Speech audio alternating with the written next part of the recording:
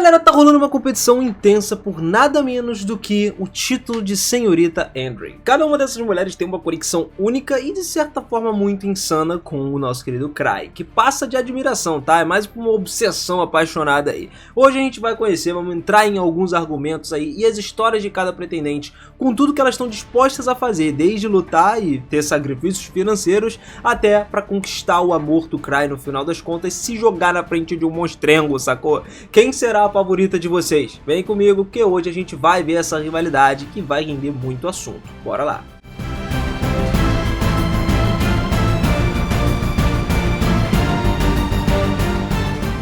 Fala, seus otakus, beleza? Eu sou o Biras e sejam muito bem-vindos a mais um videozão aqui no canal. E família, a gente já falou do Cry, dos poderes dele, já falou do grupo dele e agora vamos falar de todas as pretendentes do nosso querido Cry. Todo mundo que tá apaixonado por ele ali, como aquele de costume, né? Finalzinho de harém e tudo mais. Tem muita gente que tem essa vibe, muitos animes que tem essa vibe aí, né? Bom, começando então, uma pessoa que desde que conheceu o Cry, né, sempre foi uma pessoa apaixonada por ele. Estamos falando da Liz. Ela era uma criança inocente, uma criança amorosa, atenciosa pro Cry. A Liz, ela estava sempre curiosa sobre a existência quando realmente eles se conheceram. E depois de um longo período de amizade, a Liz desenvolveu uma paixão genuína pelo Cry. Acontece que no começo era só aquela parada de atração. Pois é, isso acabou se transformando num amor de cachorrinho para um amor verdadeiro, sacou? Esconder isso tudo era muito difícil para ela. E segundo ela, o Cry, ele sempre recebia ela, acariciava a cabeça dela quando ela estava de volta em casa. Então a Liz, de alguma forma, lia os olhos dele quando estava mais confusa, sempre sabia as instruções. Por exemplo, quando ele pediu para ela pausar o seu treinamento junto com a Tino lá, justamente para poder fazer outras coisas. E quando ele sorria genuinamente para ela, ela sabia que ele estava tramando alguma coisa também. Se o Cry permanecesse quieto, ela sempre entendia que ele queria alguma coisa e ela também, mesmo sendo novata, né, estava sempre preocupada com o que ele passava, abria os ouvidos se ouvisse algumas coisas, preocupações dele. Se ele tivesse bravo, ela simplesmente falaria com a pessoa com quem ele ficou bravo no lugar dele. A Liz não se importava se o Império ou outras pessoas se voltassem contra ele. Se o Cry dissesse que o corvo era branco, então ele era branco. Não importa o quão ridículas fossem as palavras dele, ela era obediente, né? Obedecia de forma absoluta, com toda a obrigação. A Liz e a Citri também sempre falaram sobre ele, né, de uma forma mais decisiva. E cara, ela não é o tipo de pessoa que tem muitos ciúmes assim de outras meninas perto dele, mas ainda assim, se alguém chegasse a magoar ele, ela tomaria as medidas drásticas e chegaria ali para acabar com essa pessoa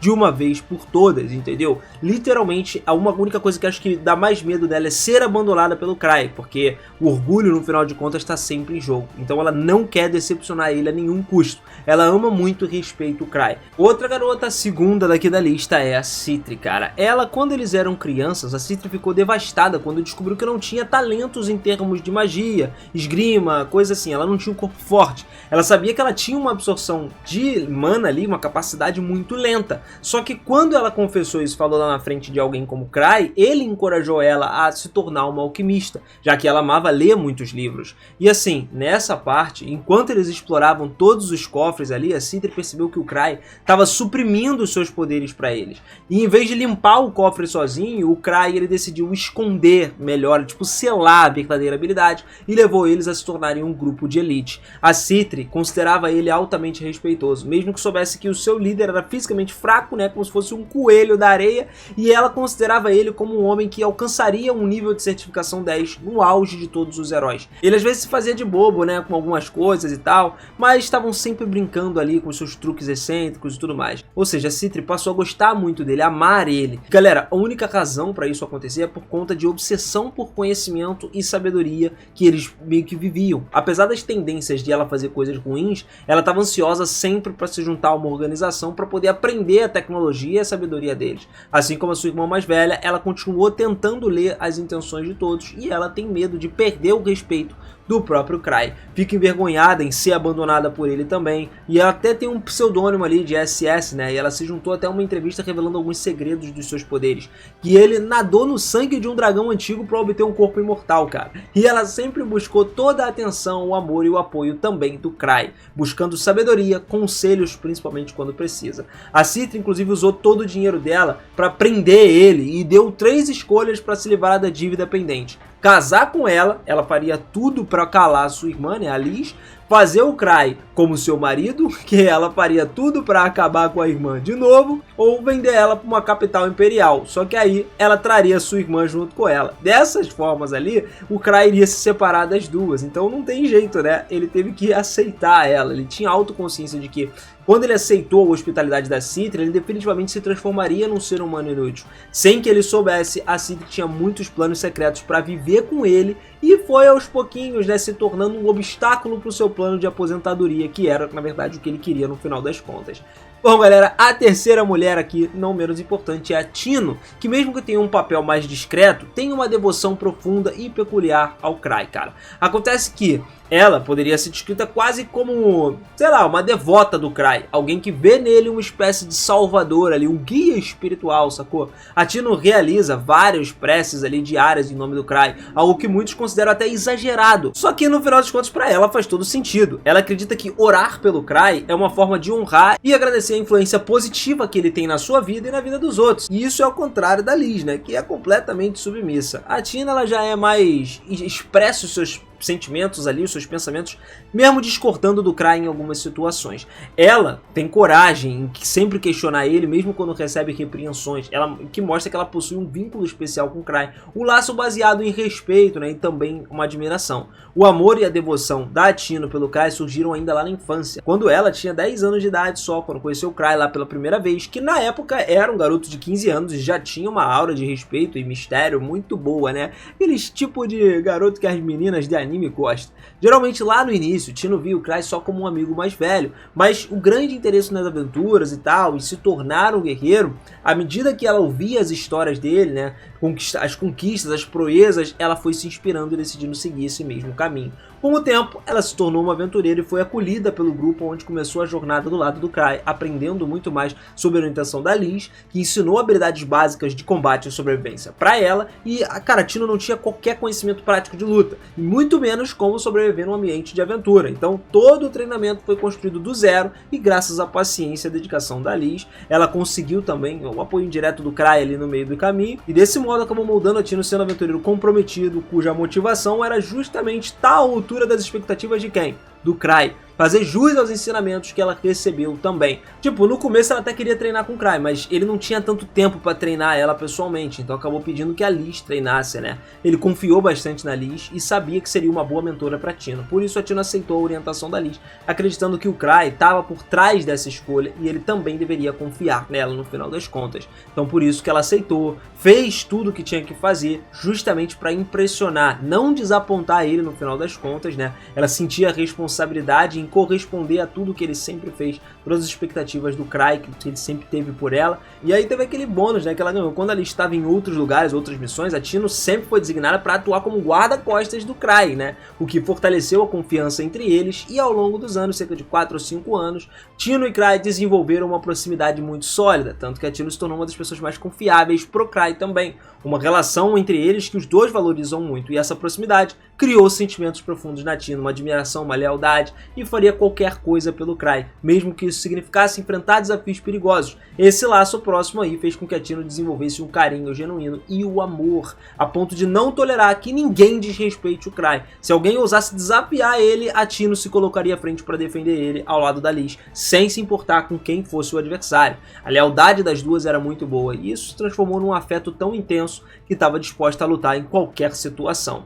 Outra figura importante da gente aqui é a Eva. Na vida do Cry, cara, sendo uma das poucas que conseguiu realmente discutir e trocar ideias com ele, a Eva é diferente das outras pessoas ao redor do Cry. Eles compartilham uma afinidade especial, né? Se expressar em noites de jogos, de adivinhação, quebra-cabeças. Eles criam um vínculo que ultrapassa o vínculo de amizade. Eva é a única mulher que desfruta dos momentos românticos ao lado do Cry, o que revela uma singularidade do relacionamento deles, que aí já é outros 500. O Cry e a Eva, eles têm uma conexão muito forte e os dois se referem como se fossem parceiros, né, com expressão assim de cumplicidade. Quando surgem problemas, a Eva trata as dívidas todas com o Cry como se fossem suas, encarando inclusive isso daí com as mesmas responsabilidades que ele. Para ela, tudo que o Cry enfrenta é também uma questão pessoal, né? É tipo como se fosse um casal de fato. Uma ocasião especial, durante uma festa lá, o Cry chegou a declarar em voz alta que a Eva não era só uma amiga, mas sim a namorada dele, deixando claro o compromisso entre eles dois. A Eva até respondeu, chamando ele de meu querido e tal, enfim,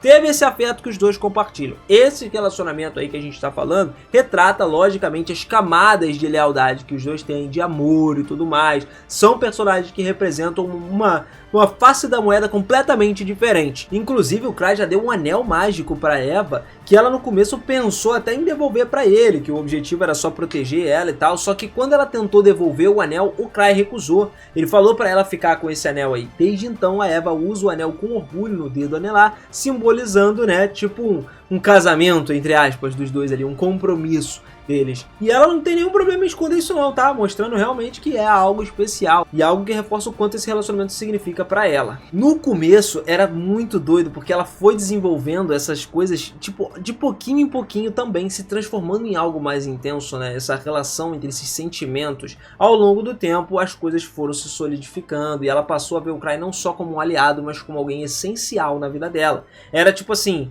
um cara que ela apoiava incondicionalmente, estava disposta a seguir ele e fazer qualquer situação, né, se comprometendo mesmo a estar junto com ele, independente do quão grandes as coisas fossem ou quão pequenas fossem. E a Eva também pensou em seguir o mesmo caminho que ele para se aposentar cedo, né? Porque não faz sentido ela continuar lá se ele não estiver mais lá. Outro relacionamento fascinante e significativo para a vida do Cry é a sua irmã adotiva Lúcia. Desde cedo eles tiveram uma conexão muito especial. Os pais de Lúcia faleceram quando ela era muito pequena e por serem grandes amigos ali dos pais do Cry, meio que ela, né, foi acolhida por parte da família lá e tudo mais. E a partir desse momento a Lúcia e o Cry desenvolveram uma relação forte e única. O Cry ele sempre foi um grande incentivador dos sonhos da Lúcia, sempre fazendo com que ela se tornasse uma maga muito poderosa, acreditando no potencial e apoiando ela, né? Mesmo quando todos achavam que ela era diferente demais no jeito dela, né, de se vestir, de se comportar, ele estava lá, ele encorajou a Lúcia a continuar atrás do sonho, e ela é profundamente grata a ele por conta disso,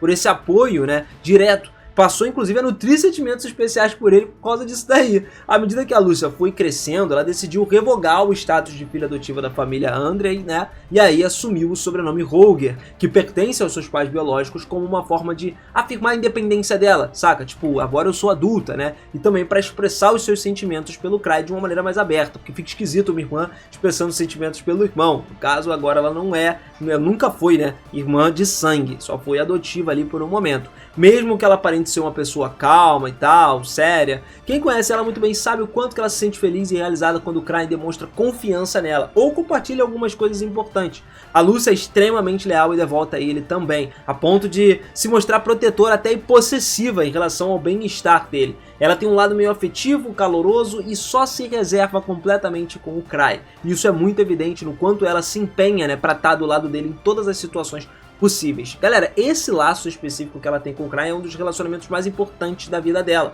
e os dois parecem se completar de uma forma natural. Então a devoção da Lúcia vai além de um simples fato ali de fraternal, tal, ela nutre a admiração genuína e dedicação também, sempre protegendo ele de tudo também. A Lúcia teve que aprender a controlar inclusive as emoções quando o assunto se trata dele, porque ela sempre gostou dele, só que foi obrigada a guardar esses sentimentos para ela mesma.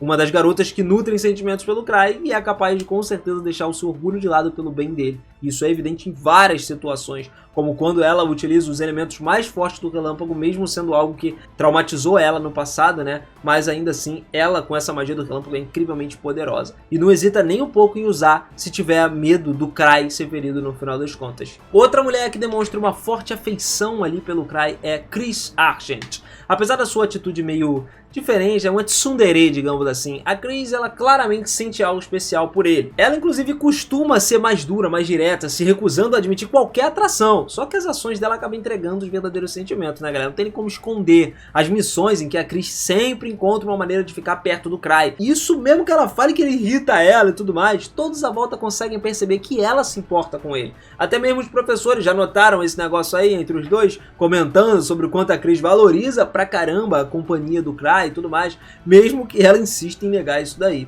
Ela é bem mais velha que o Cry, tá? Mas parece gostar de ser mimadinha por ele, apesar daquele de insistir no contrário disso daí, e esse comportamento gera situações divertidas pra gente, porque ela tenta manter a fachada de alguém que é superior, mas na verdade ela simplesmente tá ali e não gosta de admitir que ela gosta do Cry. Outra também é a Chloe, a sobrinha do presidente da Associação de Aventuras, também nutre sentimentos pelo Cry. Ela é uma guerreira muito talentosa, muito confiante, só que tudo acaba mudando quando ela foi derrotada por Luke no exame para entrar no primeiro clã lá que ela queria. E cara, ela estava acostumada a vencer. A Chloe sofreu um baque quando foi derrotada. Só que isso só reforçou ainda mais a determinação dela. Então ela decidiu se tornar uma pessoa recepcionista da Associação de Aventureiros para ter a oportunidade de observar o Cry mais de perto. O que inicialmente era só uma admiração, isso por conta da reputação dele, mas por conta do tempo passou a Chloe a ter mais interações com o Cry e uma admiração começou a crescer, se transformando em sentimentos mais profundos. E ela ficou cada vez mais animada, conversando com ele também, apreciando cada momento da presença com ele. E o Cry se tornou uma inspiração para Chloe, o que fez assim, questão de estar sempre perto, né, para aprender junto com ele e tudo mais, mostrando o quanto ele acabou significando para ela, mesmo sem precisar expressar isso diretamente. Só que o problema da Chloe é que acabam surgindo algumas questões relacionadas à associação e ela deixa tudo de lado da associação para atender o Cry, mesmo se estivesse no meio do trabalho.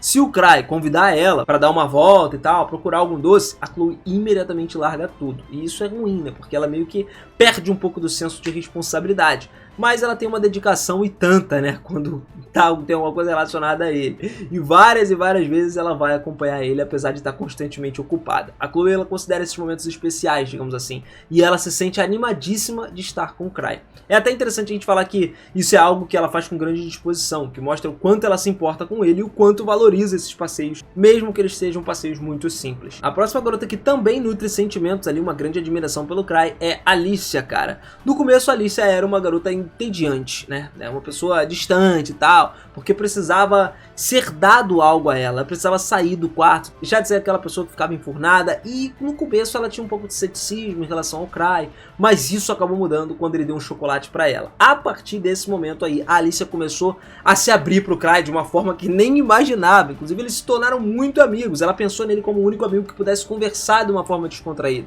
E desde que o Cry entrou na vida dela, a Alicia passou a ter alguém com quem se divertir, alguém confortável para estar junto, e ela convive, né, sempre para dialogar de uma forma amigável, algo que ela nunca tinha experimentado por conta do seu status. E esse contato fez com que ela começasse a apreciar estar mais fora do quarto, experimentar o mundo do lado de fora, do lado do Cry, né? E a cada nova conversa, novo encontro ali, a Alicia percebe que ela estava com o Cry, fazendo com que as atividades dela se tornassem muito mais agradáveis. Através dessa relação, o Cry apresentou a Alicia ao mundo exterior, algo que ela também desconhecia. E a partir disso é aquilo, né? Abriu os olhos dela, ela começou a desenvolver um desejo por aventura, decidiu que queria aprender mais, lutar, se registrar como aventureira, e aí, cara, acabou que no final ela podendo reencontrar o Cry, explorar todo mundo, a obsessão da Alicia por ele começou a crescer, até se tornar uma fascinação verdadeira, né? O maior desejo dela passou a ser viver a aventura junto com ele, viajando, descobrindo o mundo, sempre com o Cry estando do lado dela.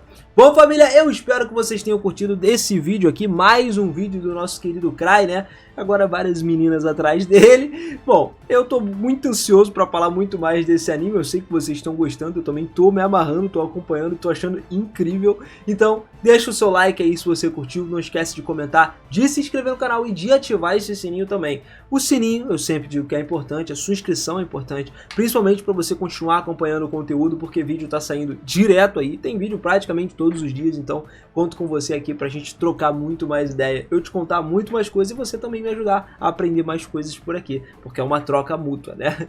Tamo junto demais, beijo no coração e eu vejo vocês no próximo vídeo. Valeu!